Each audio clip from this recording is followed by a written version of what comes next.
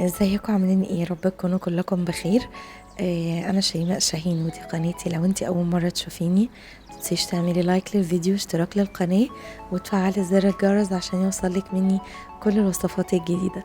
فيديو النهارده هنساعد بعض ببعض الافكار اللي هتدي لينا مساحه. لو انتي ست بيت وحابه تجددي في بيتك، او انتي عروسه جديده وبتوضبي جديد، دي بعض الأفكار. لو انت عندك المساحة صغيرة في الليفينج أو في غرفة المعيشة أو في الصالة، حتى لو الشقة صغيرة، هقولك بعض النصايح اللي تعمليها والأخطاء اللي تتجنبيها عشان تدي لنفسك مساحة أوسع، وبتدي نفسك شكل أحلى للديكورات. يعني بمعنى أصح ازاي نستغل كل حتة في الشقة عندنا بحيث تديني مساحة أكبر من اللي أنا قاعدة فيها، حتى ولو بالإحساس. أول حاجة حجم الركنة نفسها أو الليفينج أو الأنتريه يكون ما تبقاش كبيرة، يعني عرضها ما يكونش كبير بحيث ان انا يبقى مديني راحة في التنقل ما بين المكان، وما يبقاش واخد مساحة كبيرة. تاني حاجة هنختارها مع بعض لون الحيطة ولون الستاير. نحاول نبعد عن الألوان الغامقة لأن بتدي ضيق في المكان. الألوان الفاتحة بتدي راحة حلوة للعين وبتدي مساحة واسعة.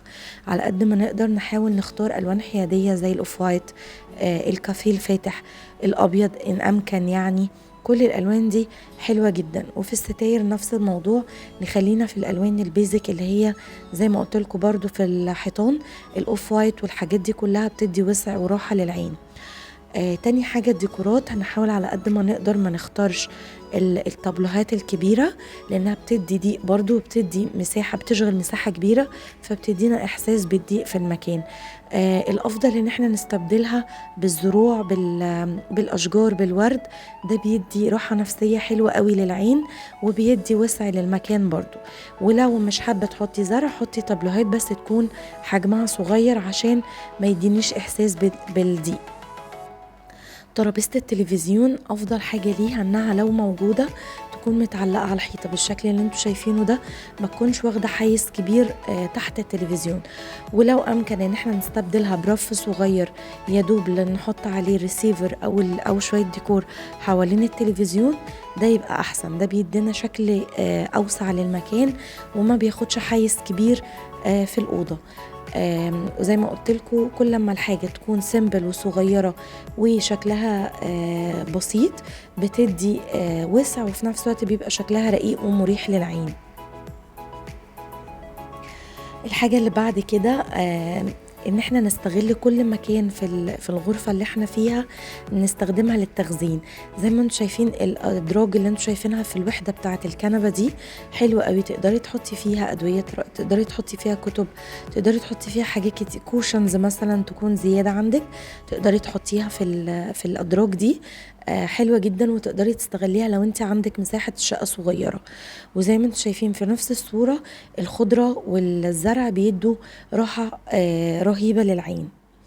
نيجي بقى لجزء تاني. لو المكان اللي هيبقى فيه ركنة هنحط فيه السفرة، لازم يبقى ليه شوية اختيارات، زي ان احنا نكون ننقي عدد كراسي اقل. يعني ما نروحش يكون المكان صغير ننقي سفرة ب8 كراسي او ب10 كراسي، بتدي زحمة جامدة جدا وبتضيق المكان جامد. نختار لون السفرة برضو من الألوان الفاتحة، زي ما قلنا في اختيار الليفينج والأنتريه. ولو أمكن نعمل كسوة ليهم لو عندنا أطفال صغيرين. برضو لازم ناخد بالنا كويس قوي واحنا بنختار السفرة، حجم الكراسي ما يبقاش ضخم جامد عشان ما ياخدش مساحة كبيرة ويدينا احساس بالضيق. نحاول نختار كرسي يكون مريح وما يكونش ضخم قوي، يكون حجمه مناسب لحجم المكان اللي احنا فيه. وزي ما قلت لكم نختار الوان فاتحة تدي مساحة اوسع. ولو عندنا اطفال ممكن نعمل كسوة ليه وللانتريه او للركنة، الوقت اللي يعني بيبقى عندنا ضيوف او حاجة نقدر نشيلها. وغير كده في الاستهلاك والاستخدام اليومي نقدر نبقى حاطين الكسوة دي، هتحافظ عليه وفي نفس الوقت برضو بتدي شكل للتغيير. بالنسبة للأنتريه برضو أنا نسيت أقول لكم على ترابيزة الأنتريه أو الركنة.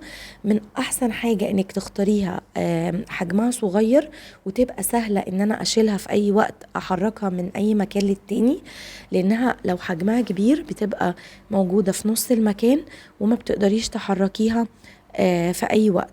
واللي طالع ترندي جدا وموضة الأيام دي المعدن، وبيبقى شكله شيك قوي ولايق على كل الديكورات. بس كده يا حلوين، الفيديو خلص. لو عجبك الفيديو وعجبك المحتوى ما تنسيش تعملي لايك وشير وكومنتات حلوة عشان اتشجع واكمل معاكم. ولو انتي اول مرة تشوفوا قناتي، انا شيماء شاهين. لو عجبك هستنى منكم الدعم، وهستنى اللايكات، وهستنى الكومنتات بتاعتكم.